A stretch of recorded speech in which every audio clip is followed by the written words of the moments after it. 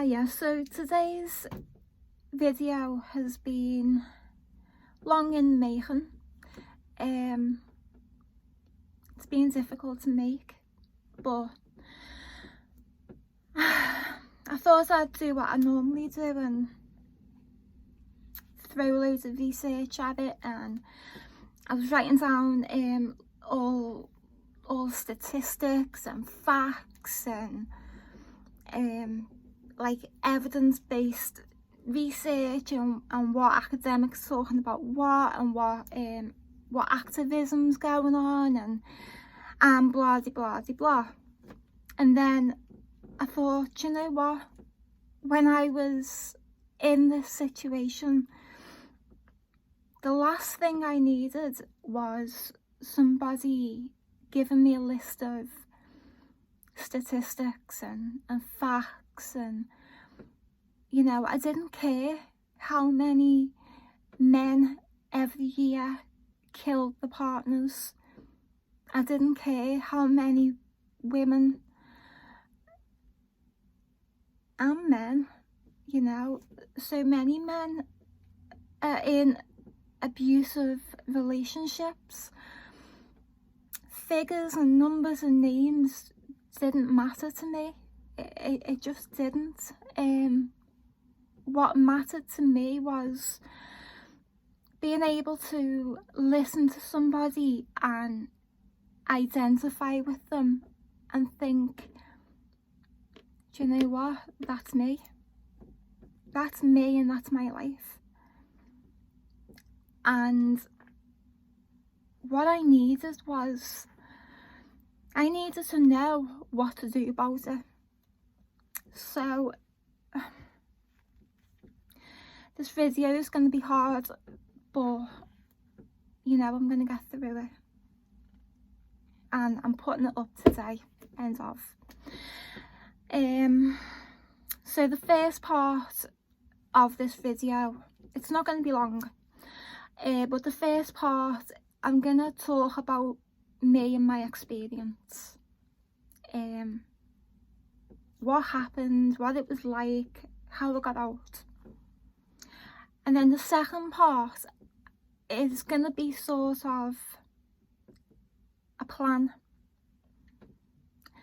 And I say that because the day I decided to leave my abusive marriage, I left, and initially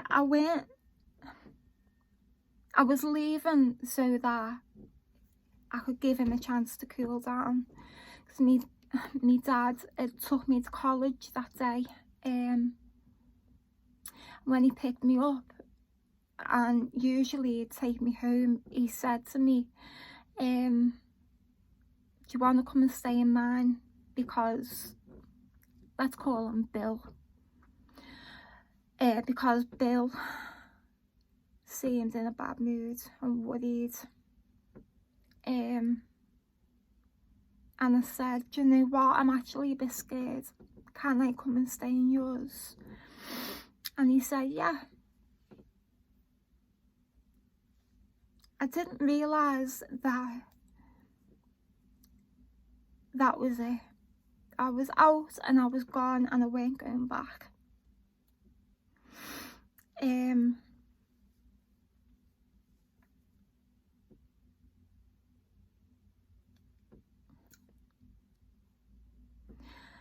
I met Bill when I was 17. For me it was love at first sight. Loved him, wanted to marry him, obsessed with him. You know, we worked in the same place. I was only a Saturday girl to begin with. I was still in college. He was one of the chefs. He was 32. And looking back, I think, oh, how innocent was I? Like, I'd deliberately leave something there on the Saturday so that I had an excuse to go in during the week just to see him. Nothing happened between us until I was 18. And we were, all the red flags galore throughout this time, but we were on again and off again, on again, off again. My home life weren't the greatest. I was sectioned just before I started work in this place. And after I got out of hospital, one of my follow-up appointments with a social worker was in this place. And one of the waitresses just willy-nilly just asked when she brought the drinks, not interested in a job, are you? And I looked at my social worker and I was like, I don't know, I'd never worked, I'd only ever studied. And the social worker said, you know, it might be good for you, you know, it could be good. So I said, yeah. And she said, you know, well, you know, the boss is away for 2 weeks. If you come in then with a CV, just come in. And, you know, so I did. Anyway, I ended up getting a Saturday girls job, which was just waiting on, taking orders, cleaning, not a major.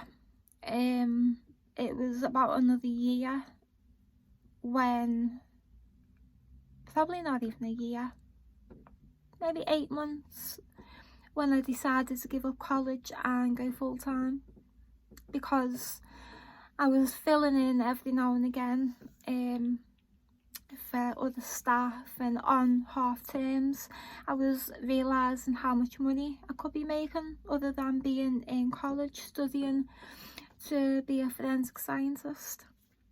So, and around this time, my dad, who is a chronic alcoholic, a lot of health issues, he was admitted into hospital and didn't come out for 9 months. They kept finding all sorts wrong with him, bowel cancer, pancreatitis, hepatitis, all sorts. And there was only me and my dad. I lost my mum when I was 6, so I was left to deal with the house, which, you know, I was more than capable of doing. But then I started to self-medicate. I went dealing with the stuff that had got me sectioned to begin with. And then when I was 18, I was raped. And then after being raped, my drinking got worse. I just wanted to be drunk all the time. I couldn't deal with reality. I was fearful my dad was going to die. I was lonely. Plus,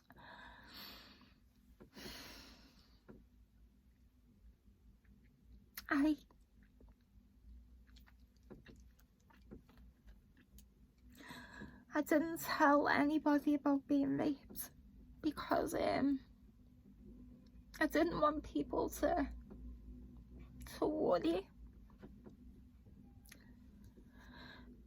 Cause my drinking got really bad. I was arrested twice.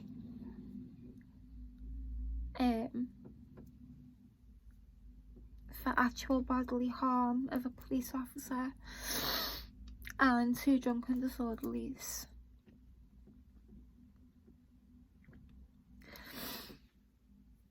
So I was already quite a mess going into this relationship, and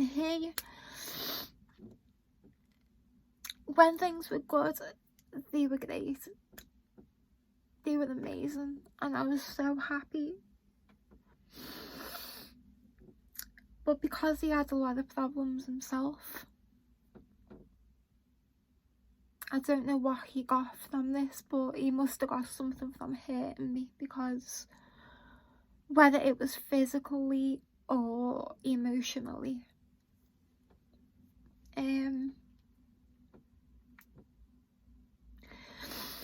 the next 5 years were just constant fighting. It got violent a few times. Got violent a lot.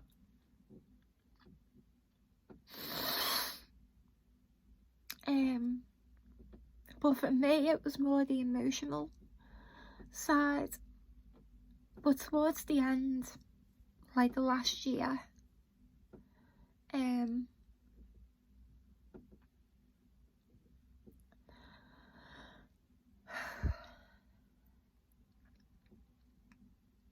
there was one argument around my 22nd birthday and he left.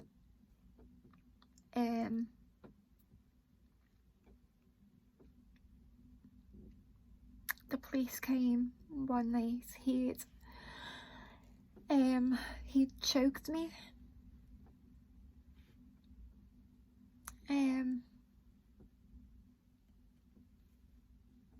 Police came. Oh yeah, also that night, I don't know if he was trying to get me engagement ring off my finger. That was his thing. I remember once we were married, I remember them saying, right, not married then, are we? As if it was that easy, you know. It was that kind of abusiveness.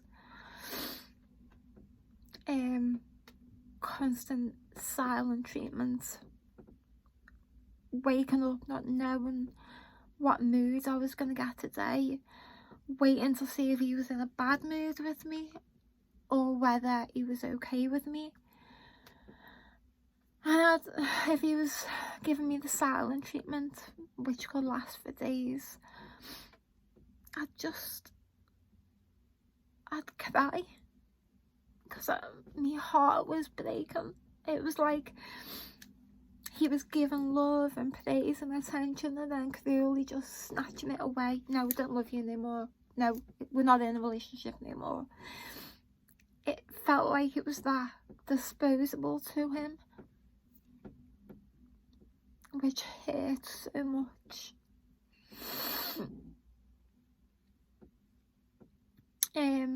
Anyway, this one night when he choked me, he broke these 2 fingers. The police officer took me to the hospital and phoned me dad. Then this same policeman, I didn't have nothing on my feet.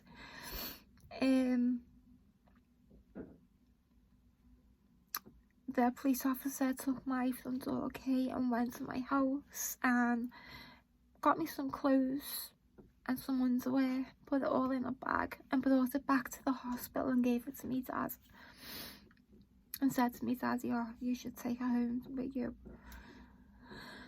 And I said there and then, you know, right, I'm leaving and that's it. Anyway, I didn't.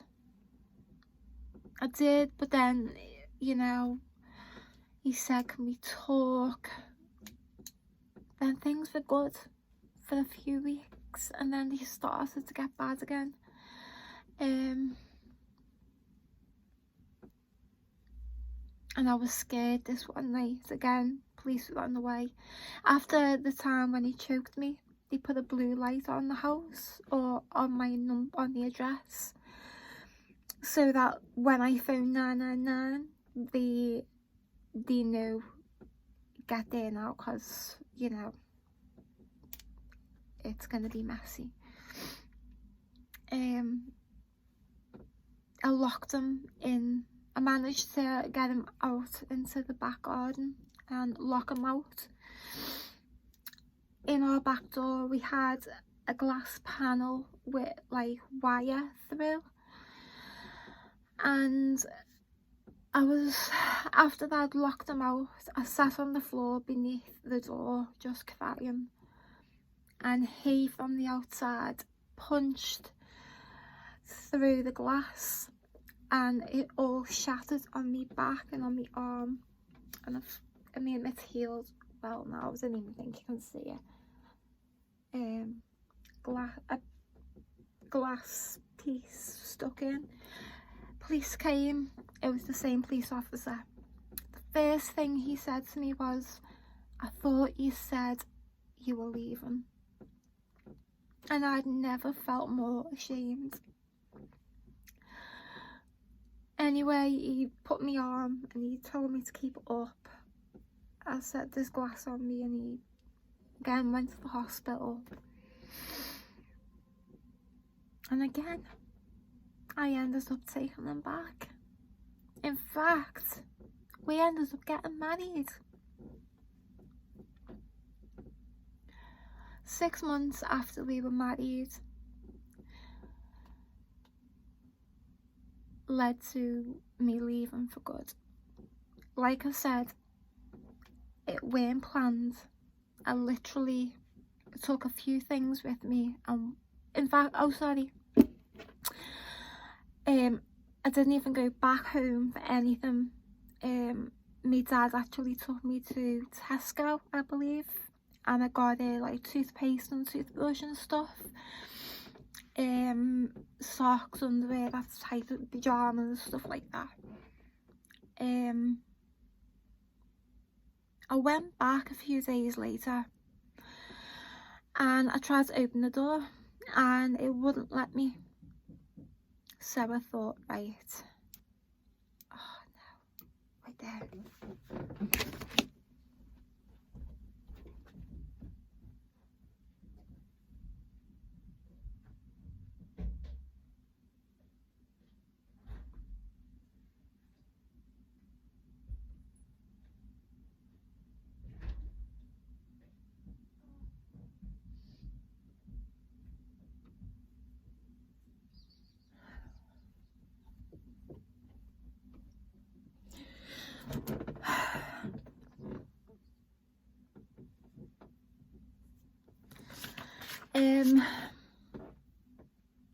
So I had to phone my ex, who was in work. He weren't my ex at the time, and I remember my heart was pounding through my chest. My dad was outside in the car.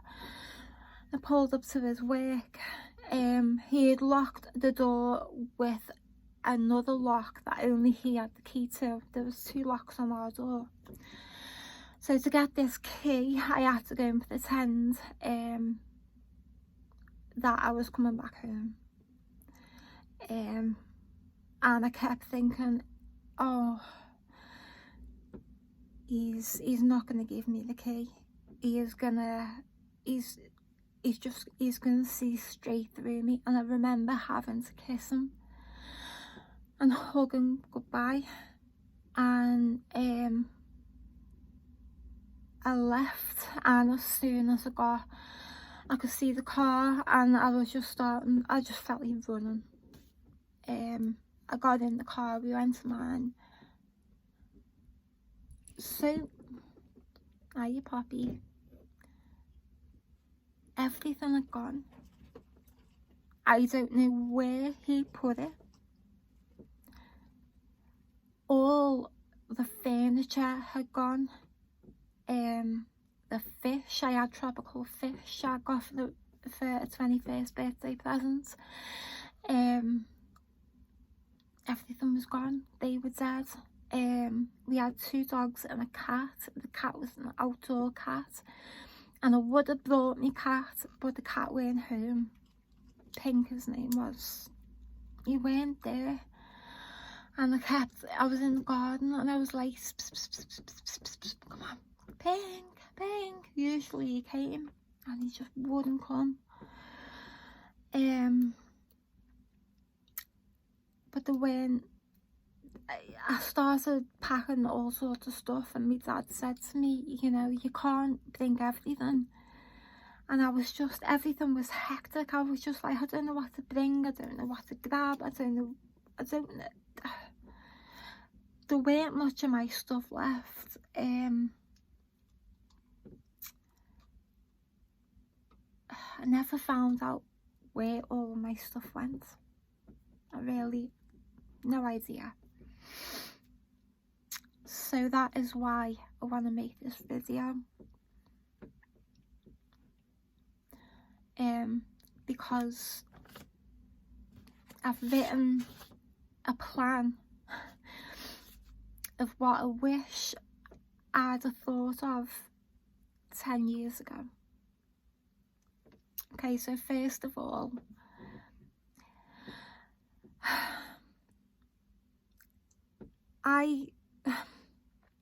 it was like an open secret.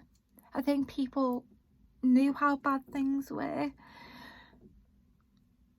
but nobody felt it was their place to say anything. Don't be too proud. Don't let pride be the reason you end up dead or in jail because you've had to kill him. Don't. It's not worth it. You know, just have some humility and just say, do you know what? I am in a shitty situation, partly to do with my own choices, but I need help and I need advice. And I don't know what situation you might be in or someone you know, but I was in a situation where every single friend had gone. They'd all gone. I only had him and his friends and his family. I didn't even see my own family. Only his family. I was so isolated and cut off from everybody for years that I felt that people didn't even like me. They hated me. They didn't want nothing to do with me because that is what he was telling me.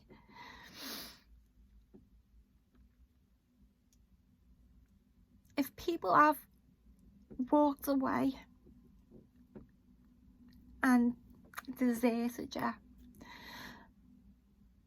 it's not you, it's your situation. It is hard seeing somebody you love, and I've had to go through this with a family member I love. It is horrible being able to see how abused and manipulated and ill-treated they are, and that they don't see it. It's horrible. You get to a point where you can't do it no more, and you've got to walk away for your own sanity. But reach out. Tell people, you know, you're scared and you're ready and you don't know what to do.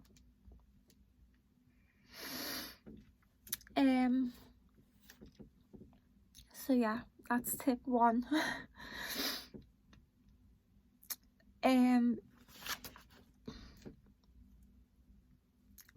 Start organising your house.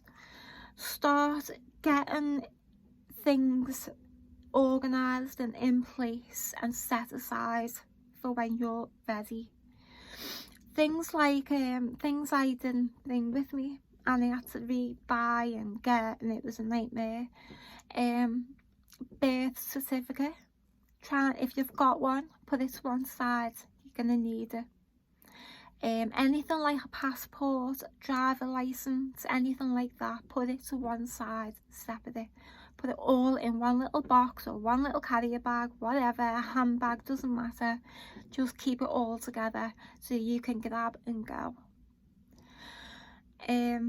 Anything like bank statements, any bills that you pay that come out of your bank account, take it all with you so that you've got account numbers, reference numbers, so that you can phone up and say, I am not at that address no more, I have left. Otherwise you're gonna be gone, but you're gonna be paying for bills for them to stay in that house if you pay for the bills. and you don't want that. Any bank details, now if they know bank details like card numbers, sort codes, you know, name and address of your bank, pin of your bank card, credit cards, anything like that, go to your bank or contact them and say, again, pride will kill you. Let it go. Say to people, look, I'm in a domestic abuse situation, I'm trying to get out, they know all my details, blah de blah. I am gonna need new details. I need all that to go into a little bin that says don't use, you know, card stolen, account identity stolen, whatever it is they can do on their end to, you know, to nil and void any of that. Do it.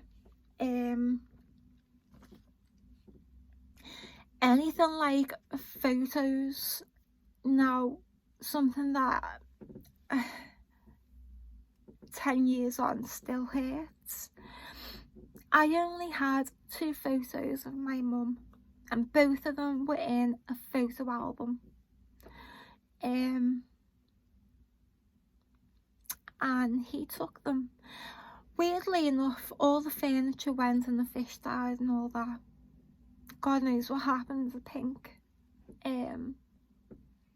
He took the dogs, but he deliberately took things that he knew would hurt, like clothes and shoes, makeup, all that crap. You know, he took my guitar and he took photos.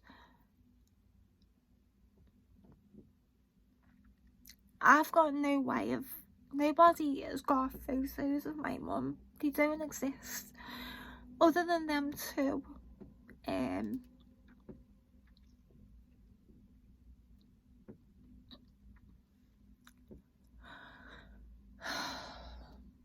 I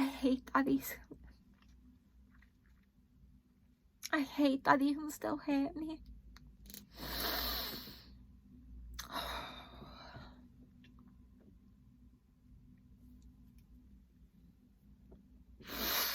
Anyway,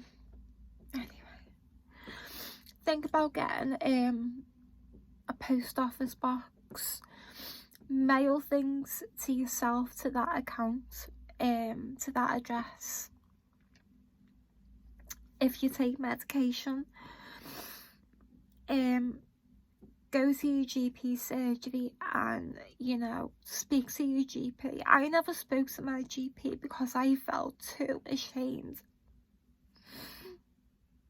I felt too ashamed and too embarrassed because the stigma is still there. The stigma around, why don't you just leave? You know, you don't, the relationship is going to kill you. Yeah, just leave, just go. What's holding you back? It's not that easy. If it was that easy, there wouldn't be an issue. If you've never experienced this, either as a child or as a person in a relationship and it's happening to you, you don't get it. And you can be cruel with your words, and I just urge people to open their minds a little and do a little bit of research.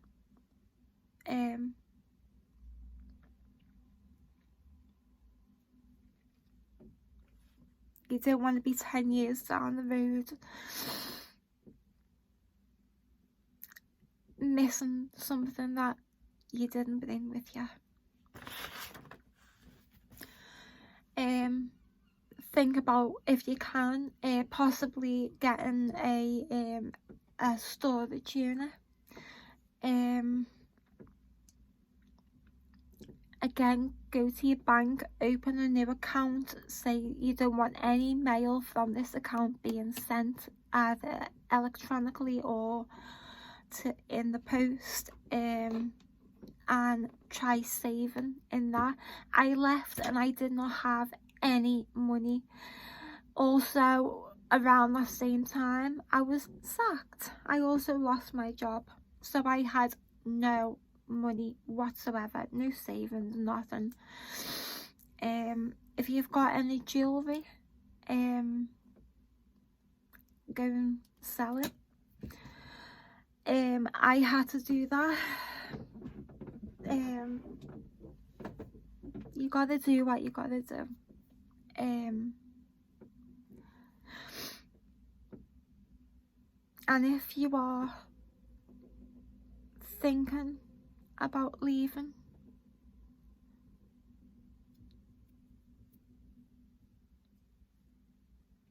really do some soul searching. Think about people who are no longer in your life and think about why. Is it because of an argument that, you know, that started because you had someone's voice in your ear? I had that. And also, to anybody who, you know, if you know somebody, a loved one, or, you know, whatever, and you can see they're in a bad situation, pull away for your own sanity, but don't close the door. Just leave it open and let them know, when you're ready, I will be here waiting and I will help you.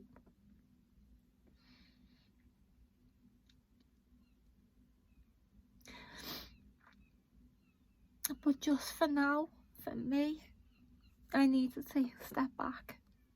I love you, that hasn't changed, and I am here when you're ready to come. Because for somebody in that situation, just to know that might be what can help save them. I'm sorry, this has been a bloody a mess of a video with me crying and croaky voice and tears.